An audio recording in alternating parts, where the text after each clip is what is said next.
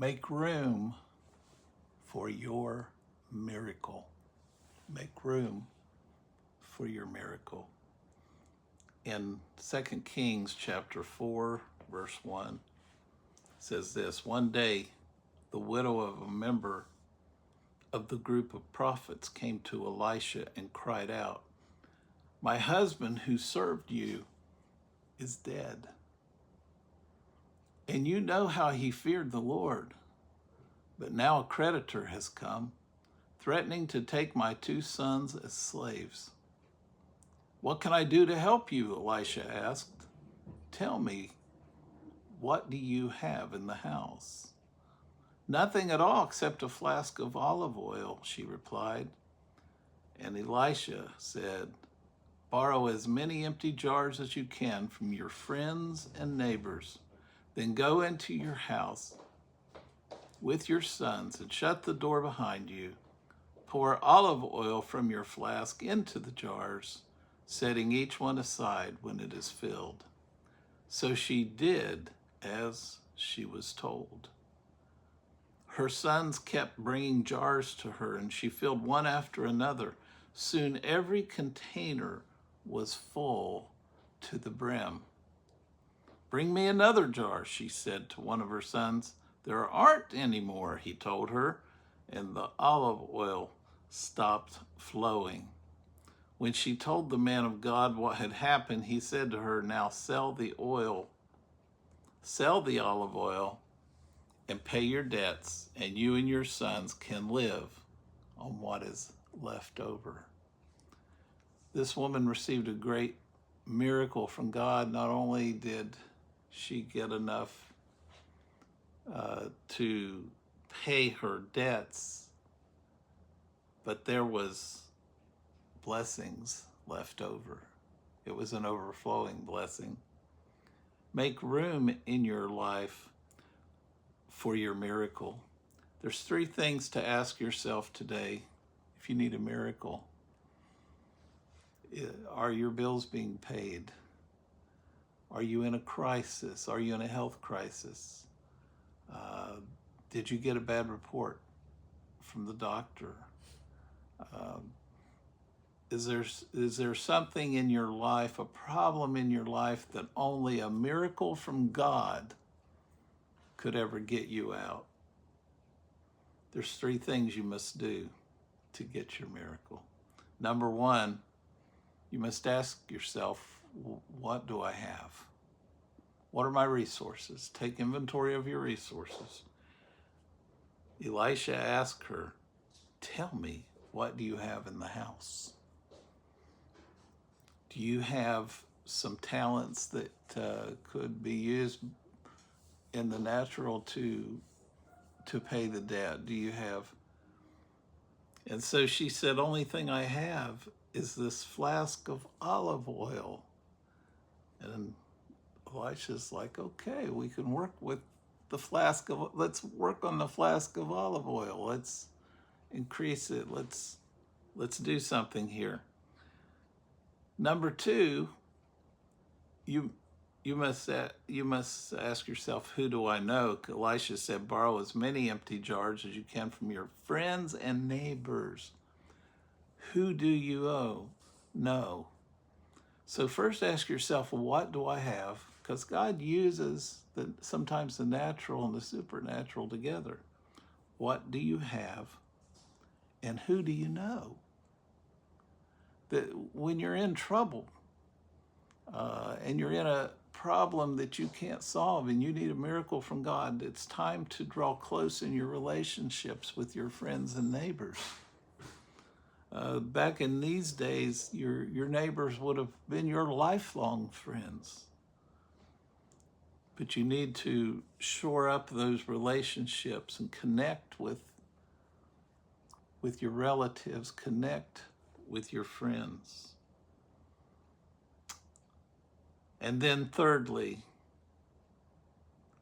if you take these 2 things and put them together, number 3 says, so she did as she was told. You need to get a fresh word from God. And if you can't hear God, find someone who can to pray with you. There are people right in your local church that have been walking with God all their lives. Your pastors, your elders in your church. Go to a pastor that has been living for the Lord a long time and has seen a lot of miracles in their own life, and say, I need you to help me pray about this. You know, God is a prayer answering God, but not all churches believe that God is a prayer answering God. You may have to go to a charismatic or Pentecostal church. I'm a Pentecostal pastor in the Church of God, Cleveland, Tennessee. And we see miracles on a regular basis. And we've seen great miracles in our life.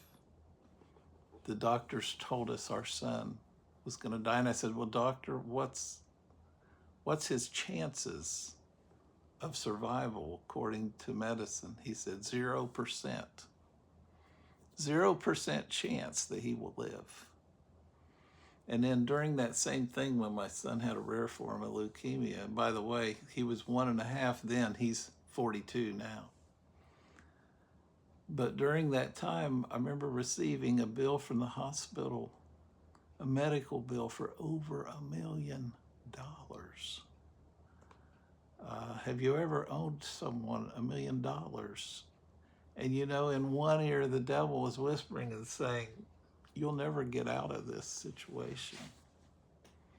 But in the other ear, God was saying, nothing is impossible with God.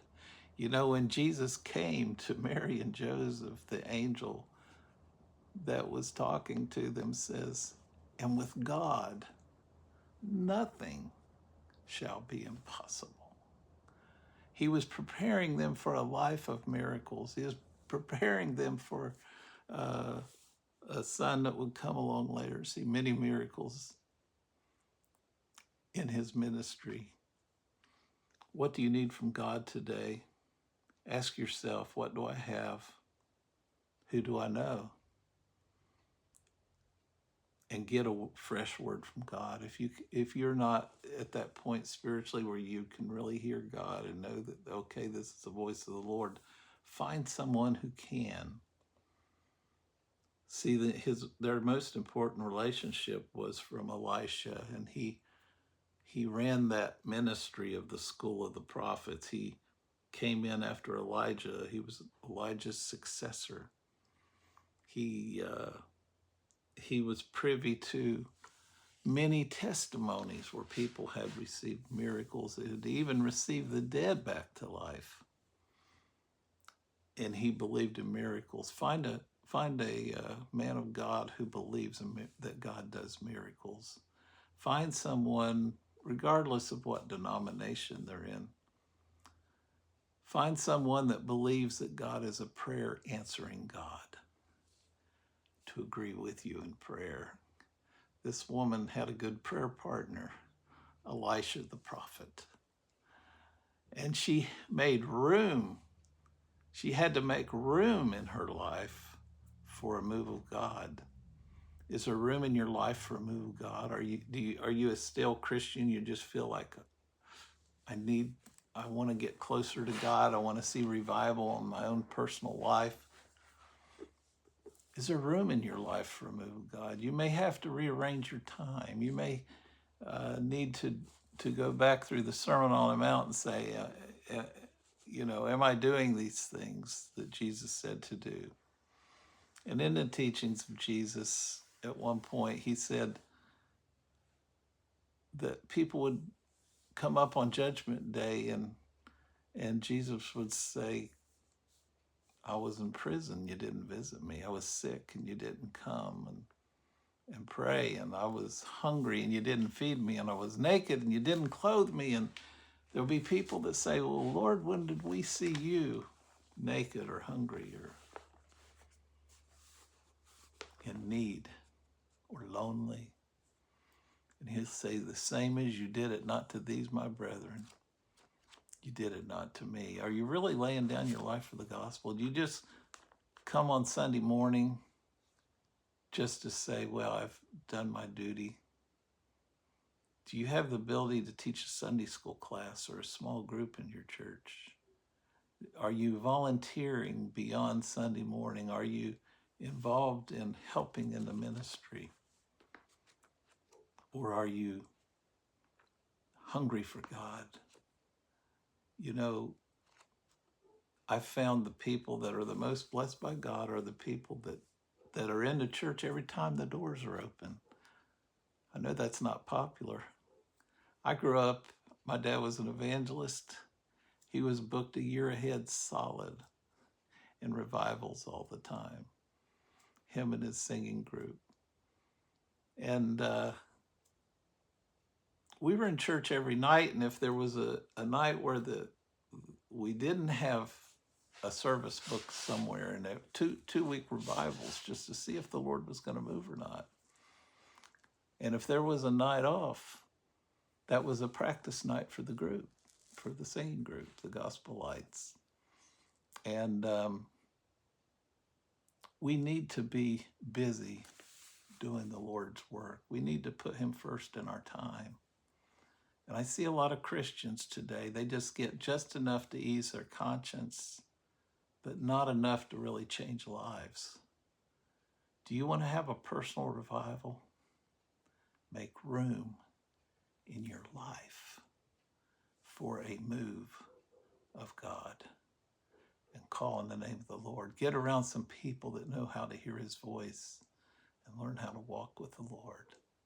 God bless you today, and may you make room in your life for a move of God. God bless you.